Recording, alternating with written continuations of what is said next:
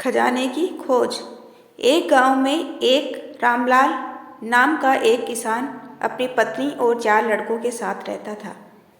रामलाल खेतों में मेहनत करके अपने परिवार का पेट पालता था, लेकिन उसके चारों लड़के आलसी थे, जो गांव में वैसे ही इधर उधर घूमते रहते थे। एक दिन रामलाल ने अपनी पत्नी से कहा कि अभी तो मैं खेतों में काम कर रहा हूँ, लेकिन मेरे बाद इन लड़कों का क्या होगा?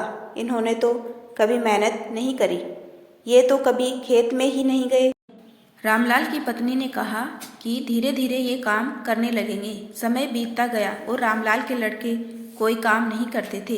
एक बार रामलाल बहुत बीमार पड़ गया। वह काफ़ी दिनों तक बीमार ही रहा। उसने अपनी पत्नी को कहा कि वह चारों लड़कों को बुला कर लाए। उसकी पत्नी चारों लड़कों को बुलाकर लाई। रामलाल ने कहा, लगता है कि अब मैं ज़्यादा दिनों तक जिंदा नहीं रहूँगा। रामलाल को चिंता थी कि उसके जाने के बाद उसके बेटों का क्या होगा, इसलिए उसने कहा कि बेटो, मैंने अपने जीवन में जो भी कुछ कमाया है वह खजाना अपने खेतों के नीचे दबा रखा है। मेरे बाद तुम उसमें से खजाना निकाल कर आपस में बांट लेना। यह बात सुनकर चारों लड़के खुश हो गए। कुछ समय बाद रामलाल की मृत्यु हो गई। रामलाल की मृत्यु के कुछ दिनों बाद उसके लड़के खेत में दबा खजाना निकालने गए। उन्होंने सुबह से लेकर शाम तक सारा खेत खोद दिया, लेकिन उनको कोई भी खजाना नजर नहीं आया।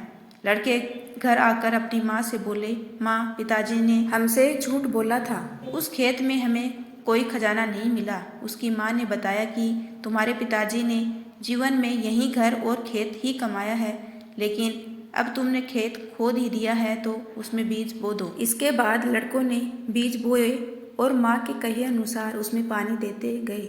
कुछ समय बाद फसल पककर तैयार हो गई, जिसको बेचकर लड़कों को अच्छा मुनाफा हुआ, जिसे लेकर वह अपनी माँ के पास पहुँचे। माँ ने कहा कि तुम्हारी मेहनत ही असली खजाना है, यही तुम्हारे पिताजी तुमको समझाना चाहते थे।